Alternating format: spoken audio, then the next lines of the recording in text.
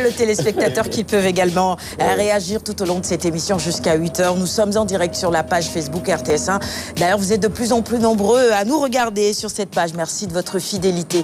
On va poursuivre le magazine avec la chronique d'Hassan. E-administration ce matin.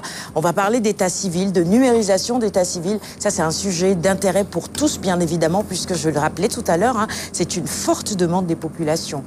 Une très forte demande même. Et depuis lors, en tout cas, des initiatives sont en train d'être prises, aussi bien au niveau de ce qu'on appelle la DEC, la Direction de l'État civil, mais aussi au niveau de Sénégal numérique, qui a quand même ce rôle d'être à la pointe de la numérisation de tous les aspects qui concernent l'État du Sénégal. Donc, c'est très normal, c'est légitime que les espaces Sénégal Service se mettent quand même en mouvement pour essayer d'aller plus vite dans ce processus de numérisation qui est en cours, et qui a beaucoup évolué ces derniers temps. En tout cas, actuellement, ce que je peux dire, c'est que si on va dans un espace Sénégal Service et qu'on demande un extrait de naissance, on ne va pas vous renvoyer, on va prendre votre demande en charge et vous aurez votre état civil, s'il n'y a aucun problème, dans de meilleurs délais que si vous prenez les transports pour aller chercher ça dans votre village ou bien dans votre ville si vous êtes ailleurs. Ça veut dire que peu importe notre lieu de naissance, aujourd'hui, si on va dans n'importe quel espace Sénégal Service, quelle que soit la région ou le département, on peut avoir accès à ce précieux papier. Exactement, c'est exactement cela. Et c'est un processus qu'on améliore au fur et à mesure. Et donc, actuellement, on a signé pratiquement des conventions avec beaucoup de communes en tout cas. La dernière série de signatures en date, c'était il y a un peu moins de 2 semaines. Et c'était ici, à Dakar, dans le département donc capitale. Et il y avait beaucoup de communes qui ont été représentées pour signer avec Sénégal numérique ces conventions-là pour permettre en tout cas la prise en charge rapide, efficace et numérisée des demandes d'état civil. Et à l'issue donc de cette cérémonie, un certain nombre de maires de communes du département de Dakar se sont prononcés sur ce processus et je vous propose de les écouter. Au cœur de notre métier, au sein des collectivités territoriales, reste l'administration de l'état civil. En effet, il permet aux populations d'avoir une identité juridique, afin de bénéficier des services de l'État et d'avoir aussi tous les droits et devoirs. L'état civil permet également la sécurité dans un monde complexe où règne le terrorisme, la cybercriminalité et entre autres.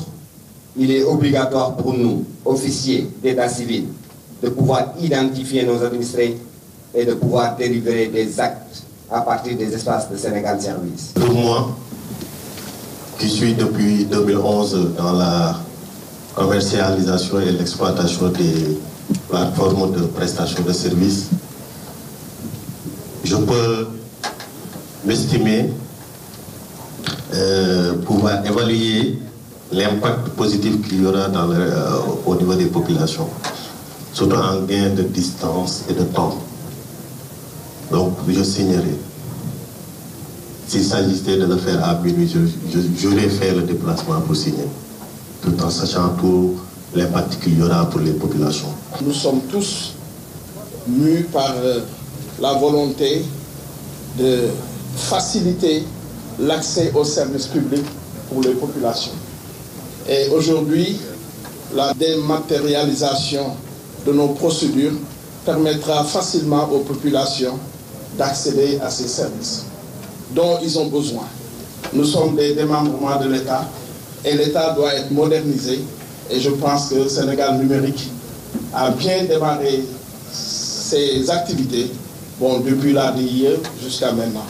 Vous savez qu'à Dakar, il est extrêmement difficile de nos jours de se déplacer. La mobilité urbaine pose naturellement problème. Et il est important aujourd'hui de permettre aux citoyens, où qu'ils soient, de pouvoir disposer de ces actes administratifs. Ce sont des avancées significatives qu'il faudrait saluer. Et il est important aussi, monsieur le directeur, de parfaire et de prolonger ce partenariat avec les collectivités territoriales pour nous permettre de mieux répondre aux besoins des populations. Ça, c'est bien évidemment des initiatives, des projets que nous saluons tous parce qu'on sait à quel point ça a été difficile pendant des années et encore pour certains d'avoir justement leur extrait de naissance. On en a souvent besoin pour de nombreuses raisons professionnelles et parfois privées et personnelles aussi. Et là, avec eh bien, ce projet, qu'est-ce que les autres mairies attendent pour signer avec Sénégal Numérique pour que ça aille beaucoup plus vite? Alors là, nous avons vu successivement les maires de Fass Colobane Gueule Tapée, Sicap Liberté, Grand Dakar et Yoff. Et il y avait d'autres maires aussi qui ont été représentés donc, par leur premier adjoint. Donc eux aussi, ils ont signé, même s'ils n'apparaissent pas dans les extraits. Ils ont signé. Et donc à Dakar, on peut dire que sur les 19 communes, il y en a 10 qui ont déjà signé. Et les autres, ce n'est qu'une question d'agenda. Bon, comme vous le savez, on est en période de campagne électorale, donc tout le monde n'a pas ce temps de se déplacer. Mais donc l'accord est déjà trouvé. Et ça, c'est pour le département de Dakar, mais il en est presque ainsi dans partout où nous sommes allés pour ouvrir les espaces. La priorité, c'était de signer avec toutes les communes qui sont dans ce département. Donc actuellement, je pense que on a dépassé en tout cas la majorité de communes qui ont signé ces conventions avec Sénégal Numérique pour permettre de prendre en charge les actes d'état civil dans les espaces Sénégal Service. Hadi, tu avais une question? Oui, je voulais dire, est-ce que c'est disponible dans également les autres régions? Oui, exactement. C'est dans les 14 régions du Sénégal. On n'a pas encore ouvert les espaces. Bon, on a déjà ouvert, c'est fonctionnel, mais on n'a pas encore officiellement opérationnalisé. Donc, on n'a pas encore signé avec les communes des départements qui se trouvent dans la région de Kédougou, donc Kédougou, Salémata et Saraya. Les signatures ne sont pas encore faites, mais les négociations ont été finalisées et on attend juste la bonne date pour effectuer l'opérationnalisation officielle et en profiter pour signer avec les communes de cette nouvelle région. Oui, à Lyon. Je pense que ces communes périphériques ont plus intérêt à adhérer à ce projet même que celles qui sont établies dans la zone centre-ouest, parce qu'en vérité, souvent, beaucoup de leurs ressortissants sont à Dakar et ont des fois des difficultés à rallier leur localité d'origine pour avoir ce précieux sésame-là, l'état civil, souvent en cas d'examen, autre, je pense à ces étudiants ressortissants de Saraya, comme tu dis, de Kédougou, voilà, donc de Bakel et tout cela. Donc je pense qu'ils gagnaient véritablement si leur commune avait fini de contracter avec Sénégal Numérique. C'est un bon projet. Je pense que c'est une attente légitimement partagée par l'ensemble des Sénégalais. Nous voudrions quand même qu'à partir d'un simple, que vous puissiez avoir votre état civil sans pour autant vous déplacer. Je pense que ça vraiment, s'il y a un projet qui a l'adhésion de tout le monde, c'est bien la numérisation de l'état civil, quoi. Réaction ou commentaire, Mamadou Lamine? Je pense que je vais rejoindre vos dires. C'est quelque chose d'intéressant. Le pays a besoin de ces genres de projets, de ces genres d'initiatives et c'est quelque chose à saluer. Absolument. Et à la base, il faut également peut-être former tous ceux qui travaillent au niveau des mairies aussi à la digitalisation. Ça aussi, c'est important. Et même les maires. Hein, exactement. Et vous savez qu'il y a dans chaque commune, dans chaque mairie, il y a un responsable de l'état civil. Et ce sont eux vraiment nos points focaux dans les différentes communes. Et donc, ils travaillent tous les jours, quotidiennement, avec nos agents au niveau des espaces Sénégal Service. Et donc, le processus n'est pas très compliqué, ni pour les mairies, ni pour les agents des espaces Sénégal Service. Il y a une question de Samba Guissé. Ne faudrait-il pas exiger des connaissances numériques de base pour être maire? C'est une très bonne remarque. Je pense qu'on a beaucoup de maires connectés. Hein. On a eu quand même la surprise de voir quand on faisait des tournées, notamment en Casamance et dans le centre du pays, que certains maires étaient vraiment très sensibilisés sur les aspects liés au numérique. Et on a senti aussi leur intérêt, comme sur le plateau, par rapport à cette problématique de la numérisation de l'état civil. C'est pour ça que le processus s'accélère avec Sénégal Numérique. Je pense que la prochaine étape, ce serait aussi qu'on puisse, chez nous, à partir de nos domiciles, ou qu'on soit en ligne, pouvoir adresser justement ces demandes et recevoir également des réponses. C'est l'idéal. Oui. C'est l'idéal. C'est par exemple ce qui se fait actuellement en France. Vous entrez sur une plateforme, vous commandez votre extrait de naissance. C'est la Poste qui vous livre le document. Et c'est vraiment l'objectif que nous voulons atteindre dans les prochains mois, je dirais, pour être très optimiste. Hassan est très optimiste ce matin. Déjà, il nous est revenu de Côte d'Ivoire avec la pluie. Ça, c'est une bonne nouvelle. Ensuite, il est dans un... Je ne sais pas, tu as passé un agréable week-end, hein, j'ai l'impression. Ouais. Ah, ça va. Et la semaine démarre plutôt bien. Ça va. Vous connaissez les douceurs d'Abidjan. C'est ça, en fait. J'ai l'impression que... Abidjan, quoi. Abidjan est doux, comme dirait l'autre. Il pleut beaucoup, en tout cas. Il pleut beaucoup, en tout cas. Et c'est bien, hein, la pluie, en période de saison des pluies, naturellement, c'est quelque chose qui apporte la bonne humeur.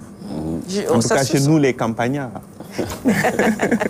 Merci beaucoup, mon cher Hassan. Et puis, puisque tu cites Abidjan, on va profiter pour souhaiter une excellente journée à tous ceux qui nous regardent depuis la capitale ivoirienne. D'ailleurs, ils sont très nombreux à nous regarder en Côte d'Ivoire aussi. Hein. Et il y a également une très forte communauté sénégalaise en Côte d'Ivoire. Je n'ai pas retenu les noms. On vous souhaite une excellente journée au passage. Bonne journée également à ceux qui nous regardent sur les réseaux sociaux et qui nous ont écrit ce matin. Merci à notre ami Samba Guissé, hein, mais pas que lui. Eh bien, il y a d'autres internautes également. Il y a Barafai, par exemple, qui parle de Medina Fall. Ça, c'est chez toi, mon cher Alioune Badara. Il dit qu'il y a une pénurie d'eau et que les femmes sont fatiguées. Mais bon, ça, c'est... Ça fait plus de 10 ans, ça. Surtout ceux qui habitent vers Medina Fall Extension, où c'est un peu en altitude. Je pense que ça, c'est un problème que moi-même, personnellement, j'ai posé à l'époque à monsieur le préfet de Thiès. Hein. Et chaque fois, c'est, je ne dirais pas la même rengaine, mais les mêmes promesses, et les populations sont dans l'attente. Là-bas, disposer du robinet, c'est juste, disons, un luxe en vérité, quoi. Donc, c'est, je vais dire, juste pour orner le décor, hein, parce que l'eau coule à partir de 2h, 3h du matin. C'est vraiment un fardeau, une vraie corvée pour nos parents, surtout, hein, surtout les personnes âgées, parce que souvent, dans le domicile, les jeunes se lèvent tôt et puis ils vont au boulot. Donc, il n'y a que nos mamans et papas qui restent à la maison et qui s'occupent de cette corvée-là. Je pense que vraiment, c'est un réel problème pour les populations de Medina Fall, surtout Medina Fall Extension, qui est un peu plus en altitude et dans d'autres quartiers de Thiès aussi. Il y avait l'espoir fondé sur donc, la matérialisation de KMS 3. Depuis que je pense le projet est achevé, on est dans l'attente, hein, on était dans une certaine euphorie, mais l'euphorie est vite retombée. Les populations attendent toujours. Je pense que véritablement, voilà, elles souffrent et elles ont besoin d'être soutenues, d'être secourues, d'autant plus qu'on est dans un milieu urbain. Donc c'est assez paradoxal de voir un quartier situé dans un milieu urbain, voilà, vivre une telle situation, et c'est depuis plusieurs années. Donc des fois, c'est ce qui me permet même de rire des fois sous cap quand je vois certains quartiers de Dakar qui se plaignent de la rareté de l'eau parce que c'est juste, ça fait quelques heures ou bien 2-3 jours. À Thiès, ça fait plus de 10 ans pour les habitants de Medina Fall Extension. Donc voilà, encore une fois, vous me permettez de faire le plaidoyer ici sur ce plateau pour que ce problème-là puisse véritablement trouver une solution. Barafai, voilà. On a pris en charge votre merci préoccupation. Bara, hein. Merci pour Mais moi, personnellement, quand même, j'ai fait preuve de citoyenneté en allant voir le préfet à l'époque qui m'avait donné des gages fermes, mais jusqu'à présent, on est dans l'attente. Mon cher Alioune, ton engagement, décidément, il faut absolument qu'on te trouve cette caution parce que, je ne sais pas véritablement... si on doit aller maire de Tuaounpol ou maire de Thiès Nord, c'est ça, non? L'un ou l'autre, hein, on va voir. Par rapport à ça, je me demande, depuis ce temps-là, ils n'ont pas réglé ce problème, depuis des années. Donc, ça fait 10 ans. Oui, exactement. Plus de 10 ans, c'est quand même déplorable. Plateau, avec KMS3, comme tu disais, Seno avait évidemment... Il y a des projets en cours, mais maintenant, comme tu dis... On attend toujours. On attend toujours de voir ce que ça va donner en termes de résultats. Il est 7h, bienvenue si vous nous rejoignez juste à l'instant.